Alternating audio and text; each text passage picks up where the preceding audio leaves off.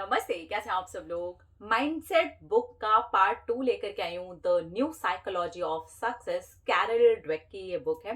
Part 2 हम कर रहे हैं। पार्ट 1 में हमने देखा कि किस तरीके से दो माइंडसेट होते हैं हमारे, और आज हम देखेंगे कि हम कैसे अपनी लाइफ को सक्सेस की तरफ लेकर के जा सकते हैं, चाहे हमारा माइंडसेट किसी भी तरफ कितना भी ज्यादा क्यों ना झुका हो। ठीक है, तो अगर हमारा फिक्स्ड माइंडसेट है तो हमें उसे तोड़ करके ग्रोथ माइंडसेट बनाना होता है। अब ये फिक्स्ड माइंडसेट को कैसे तोड़ेंगे और ग्रोथ माइंडसेट तक हम कैसे जाएंगे? चैलेंजेस को गले लगाइए।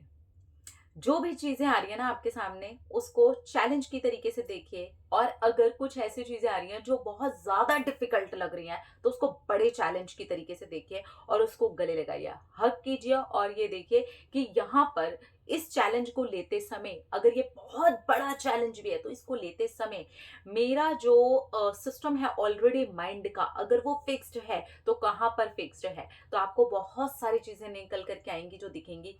जैसे पैसे को लेकर के मान लीजिए कि बहुत बड़ा चैलेंज आ गया, कोई कोई ऐसी चीज आ गई कि आपको लग रहा है कि अरे बाप रे, ये तो बहुत ही मुश्किल वाला समय चल रहा है। तो यहाँ पर आपको अपने फिक्स्ड माइंडसेट को पहले चेक करना पड़ेगा, तब हम ग्रोथ माइंडसेट की तरफ जा सकेंगे। ठीक है, तो यहाँ पर आपको देखना है कि मैंने अब तक क्या क्या सुना हुआ है, मेरे माइंड के अंदर क्या क्या चीजें पैसे को लेकर के हैं, कौन सी ऐसी नेगेटिव बातें हैं जो कि पैसे को लेकर के हैं, और कहाँ पर मुझे पता है कि मेरा माइंड फिक्स है। अब वहां पर आपको अपने लिए वो बातें करनी शुरू करनी है जो आपको ग्रोथ माइंडसेट की तरफ लेकर के जाएं। तो सक्सेसफुल लोगों के लाइफ में इससे भी बड़े बड़े चैलेंजेस आते हैं। तो क्या हुआ, बहुत सारे ऐसे अमीर से अमीर लोग भी हैं जो बहुत बहुत टाइम तक भूखे भी रहे हैं, बहुत इस तरीके से उन्होंने सरवाइव भी किया है। तो मैं इस चैलेंज को एक्सेप्ट करती हूँ और मुझे पता है कि हर दिन एक जैसा नहीं रहता है।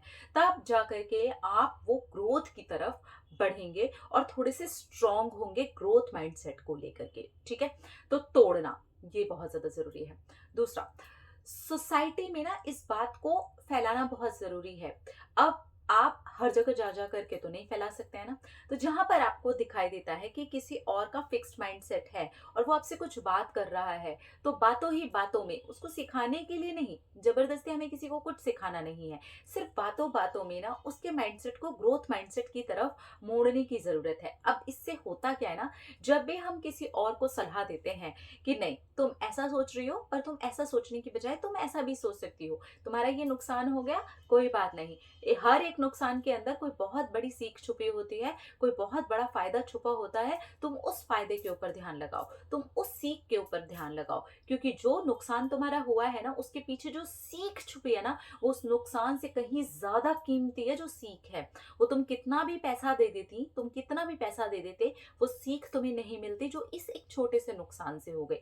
तो इससे क्या होता है, जब हम किसी को सलाह दे रहे होते हैं ना, ऐसी जबरदस्ती, देखिए किसी को सिखाना नहीं है, क्योंकि जबरदस्ती फिर ऐसे हो जाता है कि ये आई बड़ी देवी, ये आई बड़ी ज्ञानी। हमें वो नहीं करना है, हमें बस ये करना है, हमें बस कोशिश करनी है कि उनके माइंड को क्या हम अपनी ही बोलचाल वाली भाषा में चेंज कर सकते हैं, छोटा सा आइडिया दे करके क्या इसकी लाइफ चेंज हो सकती है।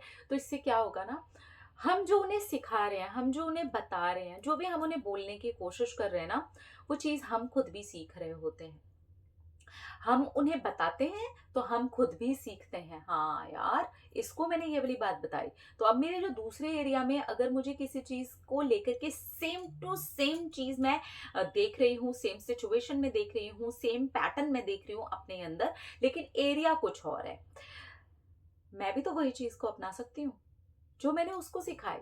तो जो भी चीज आपको लगता है कि आप दूसरे लोगों को हेल्प कर सकते हैं, वो आपकी भी हेल्प कर रही होती है कहीं ना कहीं। तो इस तरीके से आप इसे सोसाइटी में भी फैला सकते हैं। छोटी छोटी किसी और की अगर उसने सामने से हेल्प मांगी तो बहुत ही बढ़िया बात है, नहीं मांगी है सिर्फ डिस्कस कर रहे हैं, तो डिस्कस में आप अपना वो पॉइंट ऑफ व्यू रखिए जो आप खुद का भी बनाना चाहते हैं और वही आप सोसाइटी को भी दे रहे हैं, तो वो पलट करके घूम करके आपको मिल जाएगा। फेलियर से डरने की कोई जरूरत जरूरत नहीं है।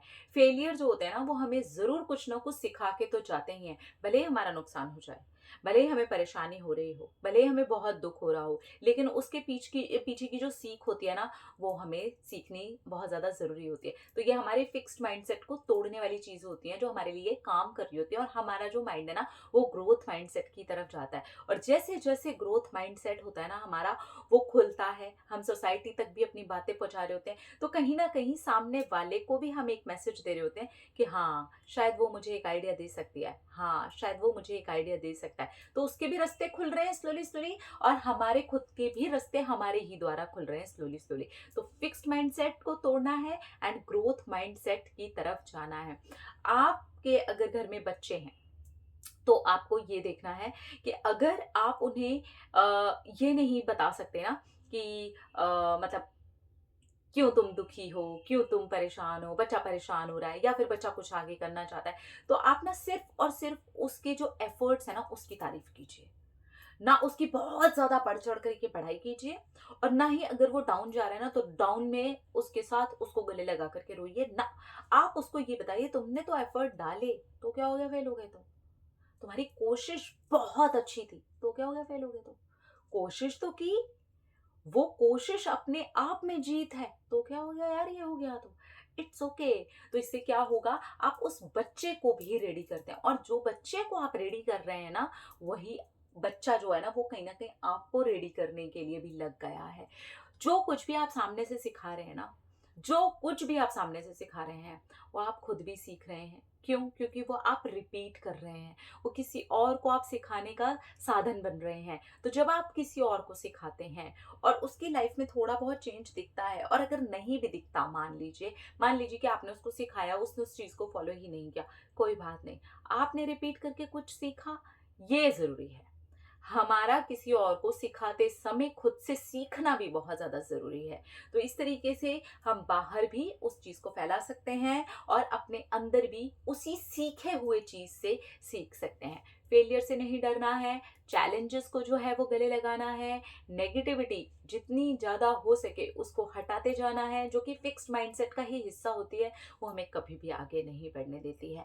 सक्सेस की तरफ सोचना है कि कहाँ पर हमें सक्सेस मिल सकती है, और मिलेगी ही मिलेगी। अगर मैं चल रही हूँ, मैं दौड़ूंगी, मैं दौड़ रही हूँ तो और तेज दौड़ूंगी, और तेज दौड़ रही हूँ तो और तेज दौड़ूंगी, मुझे सक्सेस मिलेगी ही मिलेगी। आपका जो लक्ष्य होना चाहिए ना, वो सफलता होनी चाहिए। बीच के जितने भी पड़ाव आएंगे, चैलेंजेस आएंगे, फेलियर आएंगे, आपका जो फिक्स्ड माइंडसेट है वो बार बार आपको पीछे खींचने की कोशिश करेगा, लेकिन फिर भी आप आगे जाएंगे, तो फिर आप आगे चले ही जाएंगे। तो ये बहुत छोटे छोटे से एक्शन होते हैं जो आपको अपने लिए लेने हैं, ध्यान देना है।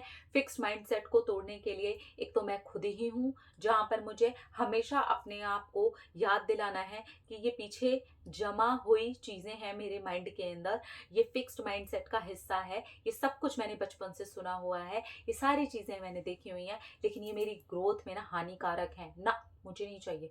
मुझे तो ग्रोथ माइंडसेट बनाना है। तो वो फिक्स्ड को ही धीरे धीरे स्लोली स्लोली चेंज करते जाएंगे, खुद से भी सीखते जाएंगे, दूसरों को भी सिखाने की कोशिश करेंगे। जो जो सीख रहे हैं, जो जो सिखा रहे हैं, वही घूम घूम करके हमारे पास में आ रहा है।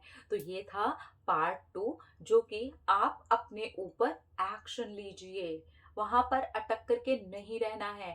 अप्रिशिएट कीजिए, अगर किसी ने छोटा सा भी एफर्ट डाला है, वो फेल हो गया है, कोई बात नहीं, तब भी उसको अप्रिशिएट कीजिए। तुमने किया, तुमने कोशिश की, एक्चुअली तुम्हारी कोशिश के लिए तुम्हें मेडल मिलना चाहिए। और मुझे लगता है ये चीज स्कूल में भी होनी चाहिए, ये चीज घर में भी होनी चाहिए, जहां पर हम कोशिश के लिए भी अपने घर वालों को भी कहें कि तुमने एटलीस्ट ट्राई किया यार, तुमने जो ट्राई किया वो अपने आप में सफलता है। तो इससे क्या होगा, चीजें बदलेंगी। और अगर आपके घर में आपके लिए कोई नहीं कर रहा, तो आप करिए दूसरों के लिए, फिर आप देखेंगे कि वो चीज घूम करके आपको मिलती है। ठीक है, तो ये पार्ट 2 था, जहां पर हमको सोल्यूशन निकालने अपने आप से भी आने हैं, हम दूसरों को भी सिखाएंगे, हम उस चीज को सोसाइटी में भी फैलाने की कोशिश करेंगे, इंटेंशनली कोशिश करेंगे, जबरदस्ती नहीं। आओ तुम्हें मैं सिखाऊं, आओ तुम्हारी प्रॉब्लम मैं दूर कर दूं, नहीं। सामने वाला अगर हमारे पास में आ गया है, बोल रहे यार ये प्रॉब्लम है, कोई बात नहीं, हम उसका रुख थोड़ा सा मोड़ के उसको दूसरी दिशा दिखाने की कोशिश करेंगे। तो वो दूसरी दिशा ही मैंने भी सीखी। तो इस तरीके से छोटे छोटे एक्शन, अप्रिशिएशन, अप्रिशिएट करना किसको अच्छा नहीं लगता, आप बताओ।